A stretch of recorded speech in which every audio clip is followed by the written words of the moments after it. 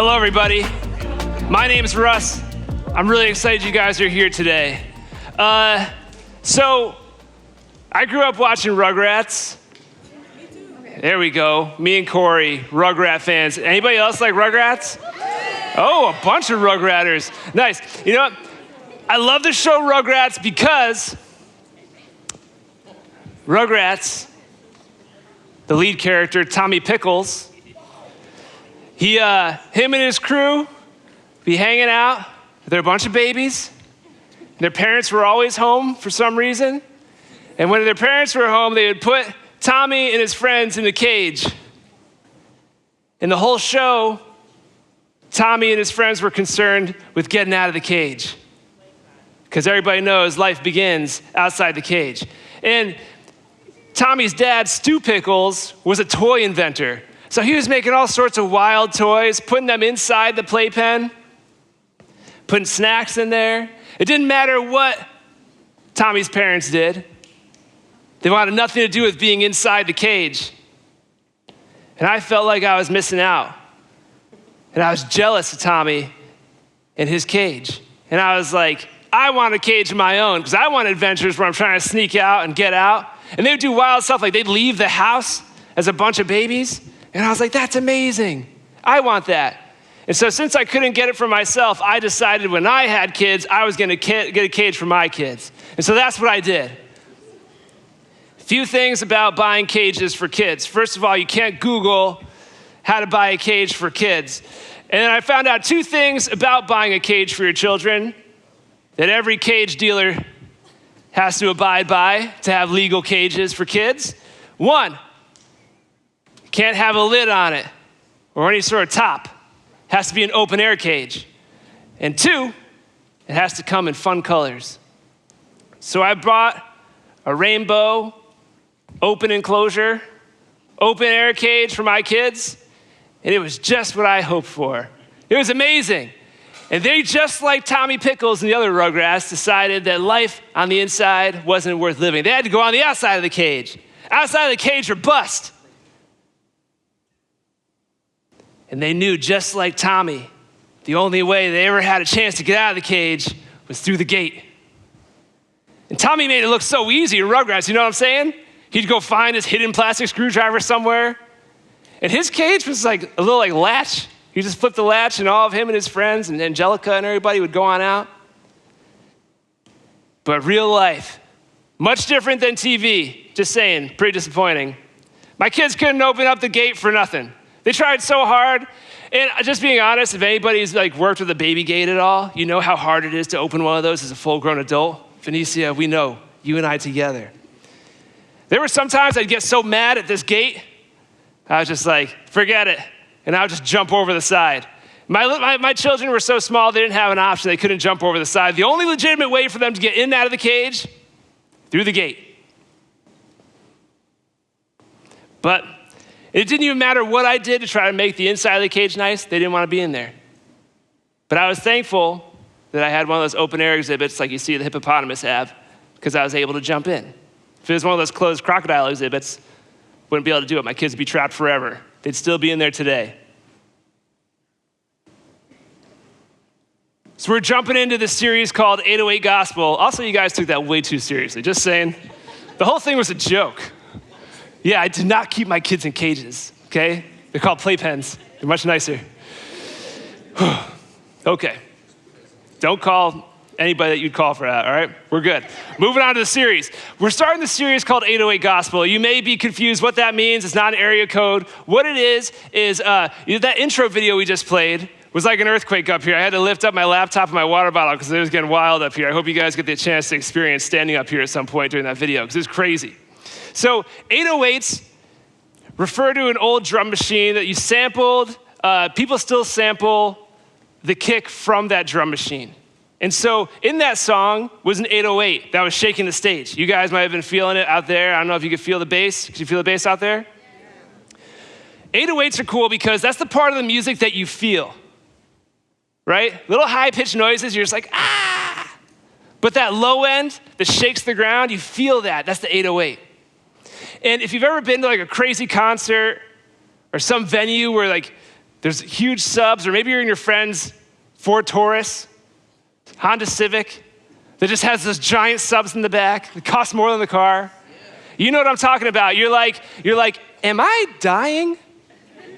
Is this what a heart attack feels like? Is sitting this close to the sound showing some sort of like hidden symptoms, like hidden sickness that I had, unearthing some sickness? I have heart issues now. You think that to yourself. Am I dying or am I alive? And then the sound turns off. You're like, oh, there's just the music. Secondly, when you're around 808s, you think someone's calling your phone. You think your phone's vibrating. You pull out your phone. You're like, it's just the music again. Got me again. That happens to me here all the time. We're worshiping. I'm like, stop it. I know it's not a real one. Phantom vibration. In the next couple weeks, we're going to be talking about the gospel. The gospel is a story just like the 808s. It's the story that resonates inside you. And then it moves you. When you hear the gospel, you ask yourself, because it exposes things to you, you're wondering, you're like, you know what? Am I alive after hearing this, or am I dead? Is this what death feels like?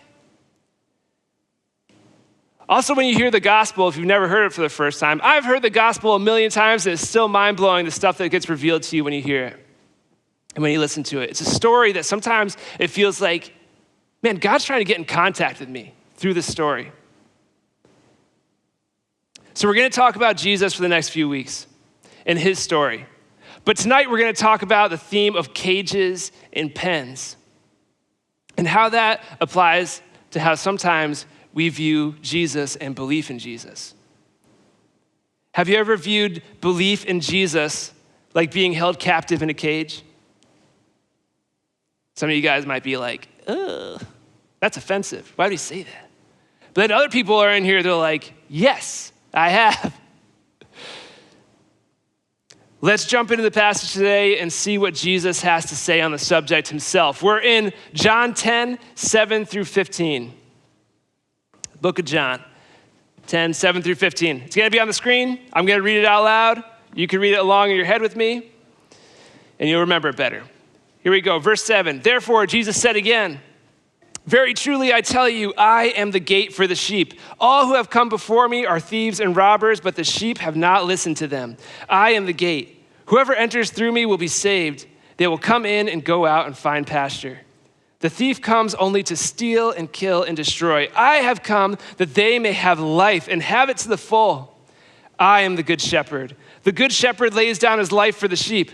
The hired hand is not the shepherd and does not own the sheep. So when he sees the wolf coming, he abandons the sheep and runs away. Then the wolf attacks the flock and scatters it. The man runs away because he's a hired hand and cares nothing for the sheep. I am the good shepherd. I know my sheep and my sheep know me, just as the Father knows me, and I know the Father, and I lay down my life for the sheep. So, first point we're going to make tonight. I only got 2 points, so it's got to be a strong one. Number 1, Jesus is the only way to full life. How? Russ? How? You guys ready? How? Oh, wow. You said it with me. That's nice. Jesus is the gate. I know what that means to you. We're going to figure it out together. Before we know Christ, it's not hard for some of us to imagine Jesus being some sort of fence. A lot of my friends had this view. Saying that Jesus is the gate wouldn't be a surprise to them. They're like, yeah, I can see that. Jesus being some sort of fence. Some sort of way to hold us captive. I can see it. Maybe you've been there too. A few of us were just in the Dominican Republic a few weeks ago on a mission trip. And that was a common thing we talked to people about. We would mention Jesus and they'd be like, I'm all right. I'm not ready to obey the rules. I'm not ready for this life of rules, so I'll pass. We met this guy named Willie that he said he wasn't ready to believe in Jesus. He's like, I'm not ready for that commitment. I'm not ready for the rules, but you guys are believers? We were like, yeah, we're believers. And he's like, how can you be Christians and have earrings? And we were like, Christians could have earrings. He didn't know what to do about that. He was like, his mind was blown. He didn't know Christians could have earrings. And then I was like, I'm a pastor and I have earrings, and he had no idea what to do with that. It's too much. Because everything he had heard was that earrings were sinful. But who here has earrings? A lot of people. Wow, raised hands everywhere, right? It's so commonplace for us, it's hard to think of earrings as being wrong. But Willie saw walls meant for captivity when he thought of Jesus. Willie, like all of us, wants to live a full life, right? You guys want to live a full life. And why would he willingly restrict himself and bind himself to a lockdown life where he can't even wear earrings? So it seems a little crazy to say it, but like Willie chose earrings over Jesus. I have a slightly different story than Willie, but it kind of goes on the same theme. I grew up in a Christian house. I was a believer my whole life. My parents were Christians. I remember praying when I was a little kid to accept Jesus to be my forever friend. I have been a believer forever. And then I got to high school, and I had deeply wanted to live a full life. I was like, man, my life's goal is to live the fullest life possible. So I started wondering, though, maybe my belief in Jesus is actually stopping me from living a full life. And I was looking around at how everybody else was living, seeing their lives, and I was like, man, what if that's what the full life is?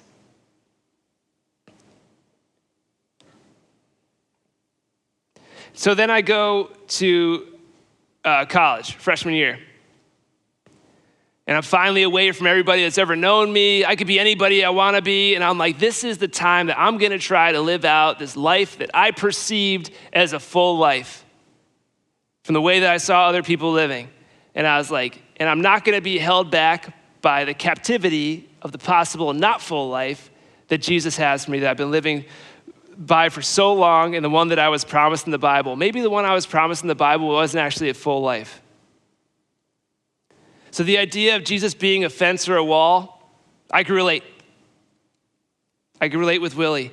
I get the thought process because I had a really good idea about Jesus, but I didn't actually know Jesus. I didn't really know him. I didn't know Jesus' character. So Jesus himself tells us that he's the gate. What's that mean? Jesus being the gate. To understand this, we need to imagine for a little bit. We got to use our imaginations. You guys ready to use your imagination? Here we go. We're about to be a bunch of sheep. You ready to be a sheep? 1, 2, 3, we're sheep. But we're in the year 30 AD. All right, and we're going to understand this passage better because we're 30 AD sheep. So we're like living it up, sheep life. What would we be doing 30 AD as a bunch of sheep here? We'd be out in the field with a shepherd. The shepherd singing to us, talking to us, leading us around from delicious long green grass pasture to another long green grass pasture. He knows all the best spots. We're eating good. He's naming us. It's cool. And then at night, he guides us all to a pen for our own protection. And he leads us into the pen. We go in, we settle down. He's got some previously cut grass over there. It's like tan and brown. He throws it in for us to munch on for a late night snack. There's a trough full of water that we're all drinking out of, and we're kind of sad that some other people are drinking out of it because they backwash.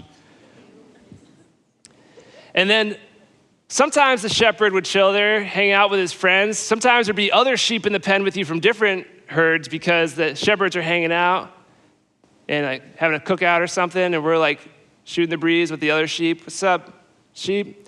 And sometimes, though, he decides to go home for the night because everybody knows sleeping in the wilderness is really cool until you go camping with your friends, and then you're cooking at like 6 a.m. because the sun's so hot in your tent, there's no ventilation. You're regretting your decisions. So then the shepherd would come back in the morning, and he'd say, all right, hired hand, you can go. I'm going to take my sheep. And he'd say, come on, sheep. Come on, Russ's sheep. And then all of Russ's sheep are like, oh, I know that voice. And they follow my known voice out of the pen and out to the pasture again. And the other sheep don't follow because they belong to a different shepherd, and I got a stranger's voice. They don't follow the stranger's voice. It's a simple life. Follow the shepherd's voice, eat, sleep, wait for the shepherd to call you, follow the shepherd's voice again. You guys understand being a sheep now? We good? Cool, nice. I didn't want to go along with that like a lot longer, that'd be weird. So sometimes when the pen was small, sometimes the shepherd would bring you to a really small pen, not big enough for any other flock, just your little flock. And the pen was made up of either walls of stone or a wooden fence. And so he brings you to a really small one, just big enough for your little flock, and there wouldn't be a physical gate there, not like a big swinging wood fence. But the shepherd himself would lay down in the opening, and the shepherd would be the gate. So maybe this is what Jesus is referring to here in the passage when he says, I am the gate. Or maybe he wants us to picture him as a big swinging fence. I don't know if he cares. Either way, there's an important message here that I don't want us to miss. Jesus isn't claiming to be a gate. Jesus is claiming to be the gate. The one gate that leads out into the wild pasture. The one gate that leads to a full life. The way you get through the gate is by knowing the gate. The way you find full life is by getting to know Jesus. So how is Jesus the key to a full life? Let's go back to our little gate example over here. For this image, I want you to imagine that every sheep that's ever been born is inside the gate. There are no sheep outside the gate. We're all inside the pen. They've been born in the pen. They've been raised in the pen. Maybe some of them have a really good life in there. They love it there. They love it there so much. Their section of the pen is made out of gold. It's really nice. They're eating all that tan, dry grass. They're drinking from the water trough. No matter how nice the pen is, even that gold section, still a pen, right? But then a few sheep get to know the gate, and they get let out into the wild to go roam around with the shepherd, try that delicious green grass. They're like, this is way better than the brown grass. The dry grass, this green grass is amazing. And they go drink some from some flowing streams, and they're like, this doesn't taste like gross Betty's mouth, right? That's a sheep's name I just made up. But outside, it's not just green grass and flowing water. There are wolves out there. We see that in the passage. There are wolves. There's lions, there's bears, there's dangerous places that sheep have never been designed to survive, like the ocean. There's a reason why you don't see sheep out in the ocean. It's dangerous for them. They can't go to space. They can't exist in cold weather, like crazy cold weather like you have in Canada. The sheep who go out of the gate, they run a risk. It's wild out there. But they also have the opportunity to go back to the pen. They're allowed to go in and out and return back to the pen to be with the sheep who have never gone out. So if you could be a sheep in this scenario, the sheep who had to stay inside forever or the sheep who got to go out through the gate, which one would you choose? Real question, someone answer. Which sheep would you be? The one who gets to go outside or the one who's stuck inside? Outside, just like the Rugrats. You nailed it. I'm sure we all want to be the sheep who goes out into the wild. Theoretically, that's a no-brainer. But for me in real life, as a real person who had tasted that fullness and freedom of like being the sheep who gets to go out into the green grass, I had chosen to forsake that life and choose a life inside the pen, willingly. I left off my story where I was trying to figure out if I could live my truest full life without Jesus. So let me pick that up really quick. So I just turned 20 years old, and I've been living this new life of mine for a while, attempting to live life to the full and not held back by Jesus. And I was miserable. I hated it so much. I felt like the sheep that tasted that green pasture and then came right back to the dry grass, and I was like, this is great, right? It wasn't. I wanted to live life to the full.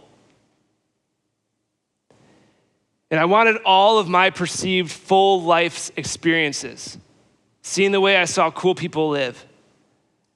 I wanted those experiences.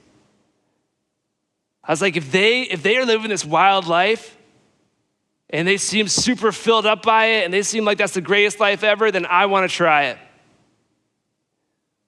That was my life's purpose at this time. So I wanted to feel true love. I was like, you know what? I've been loved by people before, but what I've seen in movies, which sounds so dumb, and what I've seen these other people do, I want to do that because maybe that's what true love feels like. So I did things with women that I swore I never would. I was like, I'm going to wait till marriage. And I didn't feel any love at all. I didn't feel any real love. I just felt dirty. It sounds dumb to say, but I was like, I remember being 20 years old, going to the shower, trying to wash off my dirtiness. It sounds cliche, like it's from some stupid movie, but it's real. I really tried to wash it off and it didn't work. I wanted to have the most fun possible. So I drank. And it wasn't any more fun than I had ever had before. It didn't unlock this new level of fun that I thought that I was gonna have. I thought there was like this next level that was like unlocked by alcohol, and now I was gonna have more fun than I've ever had in my life. It didn't fill me with joy.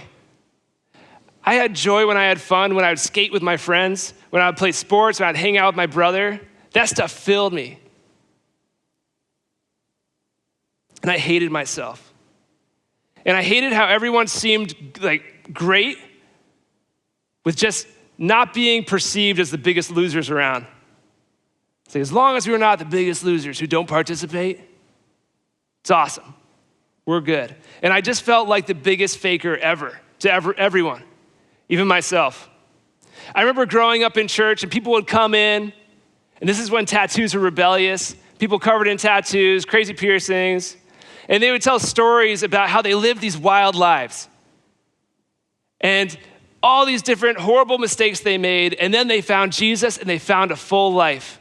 And I remember being a teenager listening to these people and being like, man, I can't wait for my rebellious phase when I get to see all these experiences and get to see what real life is like, what the full life is like. That's what I took away from those stories. Not that Jesus was the full life, but trying all these different horrible mistakes, that's what was gonna bring me to the next level.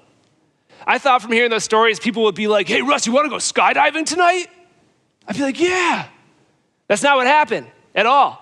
It was more like people were like, hey, Russ, you wanna try something that's a terrible idea that's gonna make you have regret and leave you unfulfilled and leave you depressed afterwards? They all shared that same experience. I sacrificed all the integrity I had to pursue a full life outside of Jesus, and I felt like a dried husk version of myself. I felt like if there was a breeze that blew by, I was gonna die. I was clinging to life, looking around at my new group of friends saying like, hey guys, this is cool, right? We're cool now? And to be honest, I'm excited by new experiences. So there was excitement in the new experiences. I love trying new things, but every time it was incredibly disappointing and it wasn't what I was looking for. It was unfulfilling. Part of my problem was that I knew what life with Jesus was like because I knew Jesus. I knew what was really out there, life on the outside. A life that's fulfilling and filled with joy and purpose. And I couldn't get myself out of my new life by myself because I'd convinced myself that this was as good as it was ever gonna get again. I couldn't reach where I was before. And I'm stuck. And I was hopeless. Then we have verse 9 in the passage. I love verse 9. Verse 9. I had some verse 9 friends. Verse 9 talks about how the sheep that belong to Jesus can go out, but they could come back and be with the sheep that are in the pen. Part of a full life through Jesus is going back into the real world that we live in and not letting our friends suffer when we have the keys to freedom and a full life in our hands. This is Jesus' heart for people, to not let them stay trapped, but to give them a full life. And just for clarification's sake, if you're wondering like, man, should I go back to what I was doing before with my friends? Don't put yourself in the situation where you're going to martyr yourself and fall back into old addictions and habits. Your friends are worth going back for, but you got to be smart about how you go and hang out with your friends if you've left that life behind. You need to stay in their lives. It's important. I'm not going to say need. It's a good idea to stay in their lives because they need Jesus too, but be wise about it. So my verse 9 people were my roommates in college. I'm so thankful for them because they didn't give up on me, even though I burned them 100 times at this point. They were the steady presence of Jesus in my life. They had this like older brother mode where they'd be like, hey, you're making a mistake. You need to cut it out. You're being an idiot. They were blunt sometimes, but I needed it. They were also really quick to pray with me. Because at this point in my life, I felt completely unworthy to pray. I was like, God doesn't want to listen to anything I'm saying. I'm too messed up. And so they'd be quick to jump by my side and be like, let's do it. You want to pray? Let's go. And they'd pray for me right there. They reminded me that Jesus was right there and he wasn't going to lock me out because I was being an idiot. Their words. The full life I had through Jesus wasn't off the table. Even after all the mistakes I made. And the full life that Jesus has for you isn't off the table, no matter how many mistakes you've made as well. Even if you've never known Jesus before, if you want to know him, like, do you want to know him right now? Are you interested in experiencing the full life?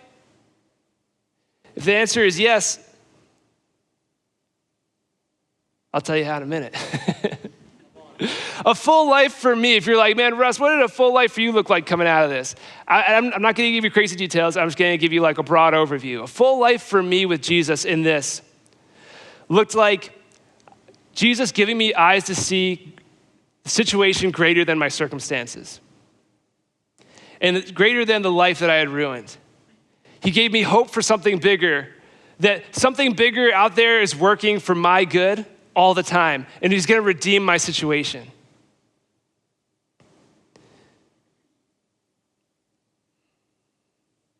He helped restore my friendships and my relationships that I messed up. And he helped me feel worthy of love and relationship with him again. And he can with you too. So what can you do to get this full life? You need to approach the gate. Just knowing that there's a gate out there, if we're back with the sheep imagery, right? Just knowing there's a gate out there doesn't mean that you're going out to the wild. Just knowing Jesus is out there isn't enough. It's like being a sheep in the pen and you know the gate's over there and you're like, man, I really hope I get some fresh grass soon. You have to go to the gate and walk through the gate. Approaching the gate is your only way to go through the gate. You can't teleport through it. You need to approach Jesus. Jesus has a full life for you. He is the only way to a full life. He has one for you, he has one for me, and anyone who wants it. The good news about the full life with Jesus, it's amazing because we don't need to go in it alone. Which brings me to point number 2, our last point of the day. The good shepherd is with you. That's verse 11. So I did a little bit of Googling about shepherding leading up to this because I was curious about what shepherding looked like. And I realized everything I knew about shepherding was wrong. I knew about sheep herding, which is spelled nearly the same. Maybe you did too. So Instagram's algorithm gets me. It knows what I like. I like watching videos of skilled dogs, all right? Yeah, it's weird, it's cool.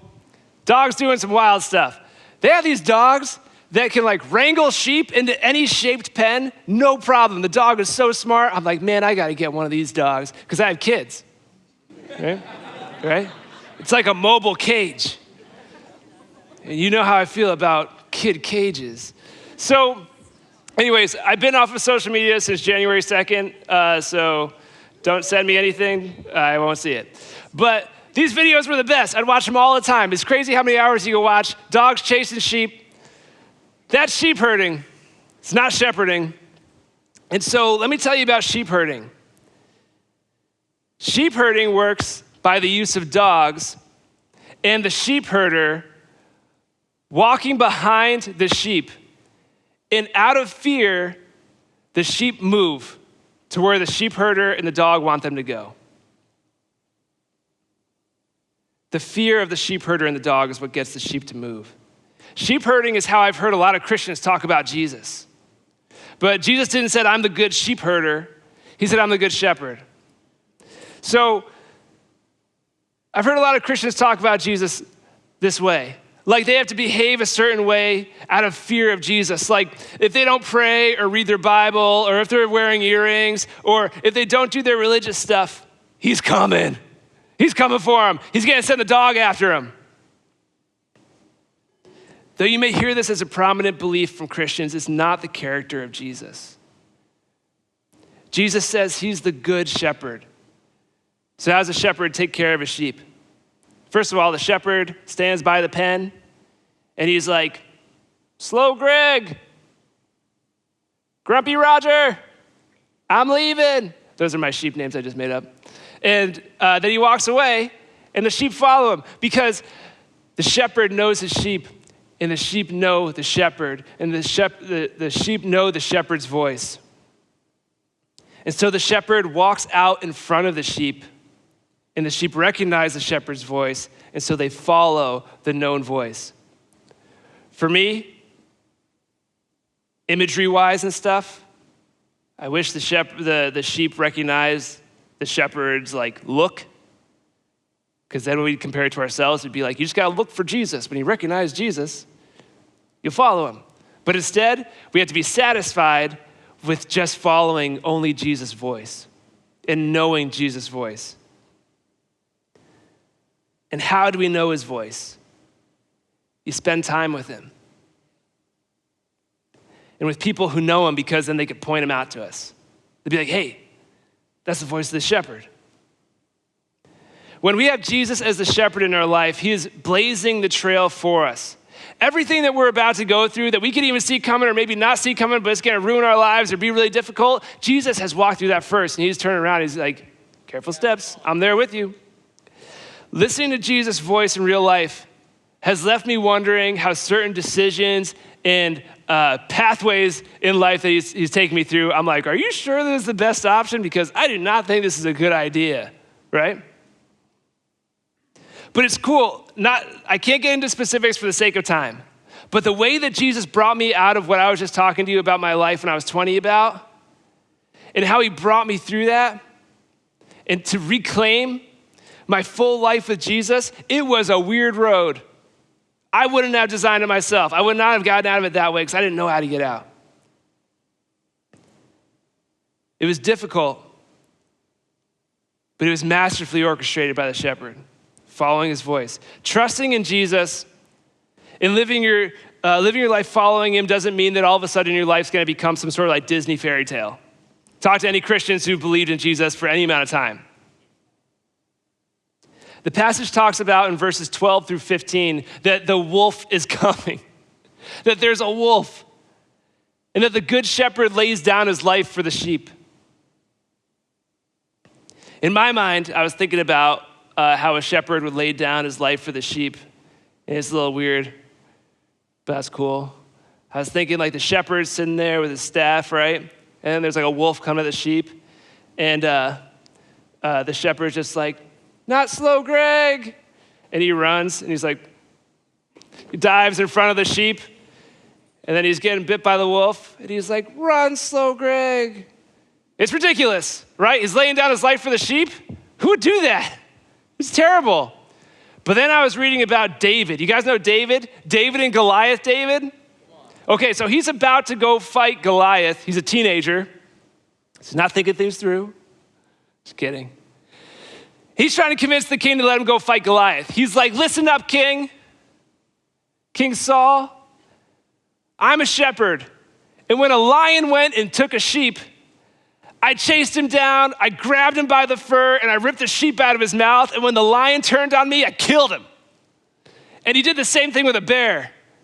And I'm like, David is a psycho. He's a psycho to protect his sheep. Not slow, Greg. You lion? David was just a normal shepherd with a father's heart for his sheep, the sheep that he raised and he named. So when Grumpy Roger went missing, David raced after him. He said, "Not my Grumpy Roger," and he saved him. How much more so would the good shepherd do for his sheep? Jesus says that the good shepherd will not abandon the sheep and run away. He will not abandon you to be overwhelmed by your circumstances or the troubles that come your way, no matter how imposing or threatening. Even in the midst of suffering, we get to see Jesus' strength, mercy, and grace as he walks beside us because he's our shepherd. He's not going to leave us. If you want an example of how Jesus walks through these different struggles in our lives, stick around for the next few weeks. We're going to be talking about this for a few weeks. Jesus, the good shepherd, is with you. As he is with you, you'll get to know him. You'll get to know his true character. Through your time listening to his voice, you will live life to the full. A fuller life than you could possibly ever live without him. He isn't a series of walls that wants to trap you and keep you from living. He's a steady hand to keep you up when the path is rugged and twisted. So what can you do to get this full life? Remember, we talked about this. You need to approach the gate. Just knowing the gate is there isn't enough. Just knowing Jesus is there isn't enough. You need to approach Jesus. It's so easy to approach the gate. You want to see? Jesus, thank you for being here with us tonight in this great church service. And I'm just super thankful. That easy. Boom. I approached the gate. You could do it anywhere. You could be shopping. You just be like, thanks for shopping with me, Jesus. You can talk to him anytime. Talk to Jesus. Get to know him. Spend time with him. Don't just go with secondhand information. Read the Bible for yourself and see what Jesus says in his own words for yourself. Spend time with him. Get to know his voice. Ask him to speak to you. Listen for his voice. So I showed you how easy it is just to approach him and just to pray something even so simple. But a relationship has to start with like a first little baby step, right? Let's approach him together. Right now.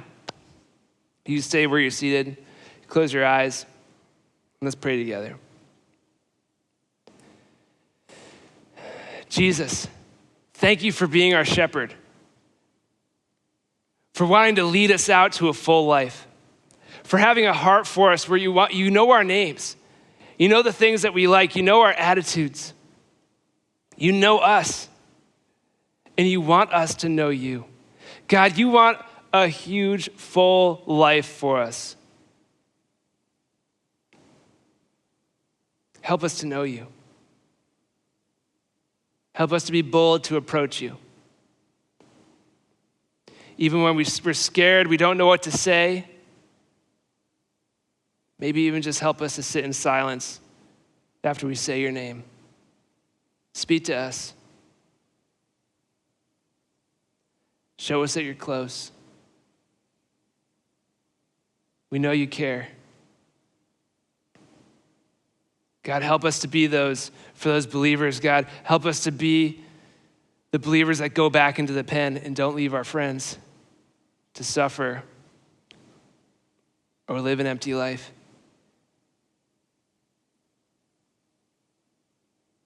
Jesus, thank you for tonight. We pray all these things in your name. Amen.